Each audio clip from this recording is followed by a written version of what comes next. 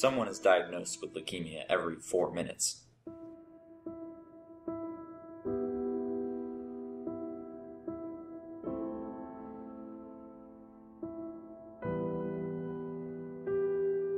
It's the kind of thing that you expect to happen to someone else. Someone I know with cancer? There's no way. That kind of thing always happens to someone else.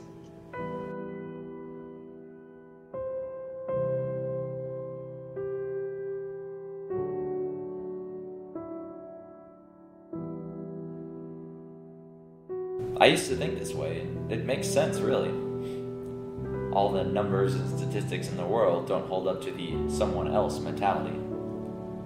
The only problem with this way of thinking is that we're all someone else to someone else, and in January of 2011, this lens that I saw my life through was shattered. My own father had been diagnosed with leukemia. When my parents first told me, I wasn't sure what to think. At first, I stood powerless, listening blankly to the words that my mother was telling me, and then my brain kicked into overdrive and analyzed every possible scenario for the way that things would turn out. I started thinking of treatments, hospitals, chemotherapy, death. Death. I couldn't even imagine my own father's funeral. It just wasn't possible. My parents seemed to have hope that everything would be alright, and so I told myself to feel the same way. To hope and to pray that everything would be alright. Things were difficult at first. My father was taken to Siteman Cancer Center in St. Louis, one of the best places he could possibly go to. It seemed for a while like everything was going to be alright.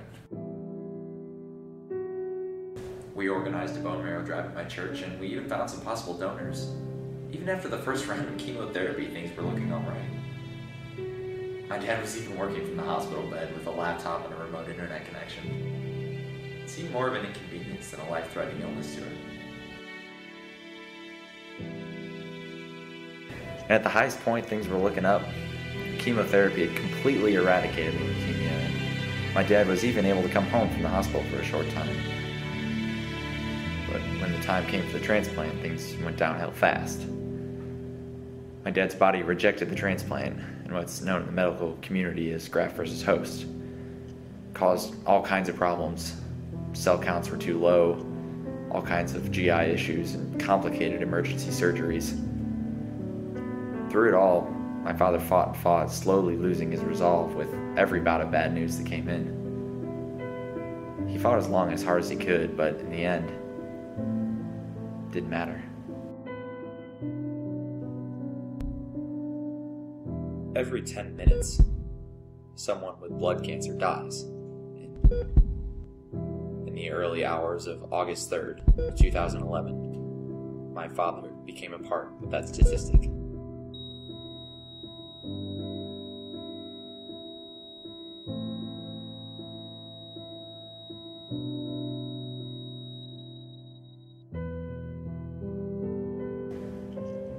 My worst fears had been realized. I had no idea what to do, how to react. I simply stood there, waiting for my brain to kick in, to find the words to comfort my family and the nursing staff that had been so kind to us. And for the first time in my life, I couldn't think of anything to say, to do.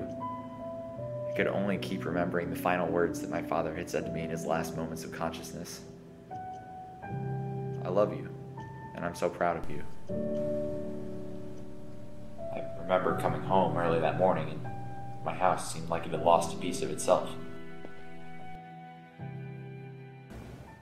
Now fast forward a year. We're trying to think of a way to honor my father as well as raise money for leukemia research. One day I had an idea. My brother had once competed in a cycling event to raise money for diabetes research. I decided to do something similar to raise money for the Leukemia Research Foundation.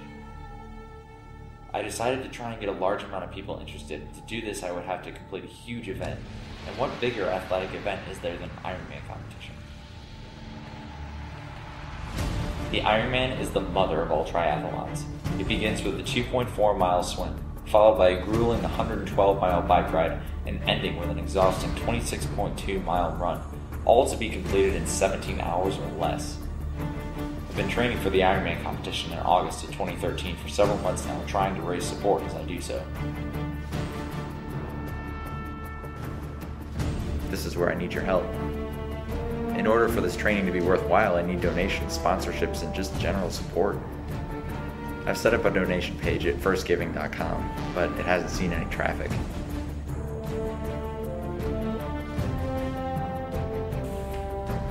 I figured the best way to get the news out there, as well as hold me accountable for training, was to go to the internet. Watch this video. Show it to your family and friends. Post it on Facebook and Twitter. Donate to the cause. Together we can put an end to this horrible disease. In the description I put the link to the First Giving site, as well as an email address where I can be contacted with questions. I'll try to check the email address a few times each day. Thank you so much for your support.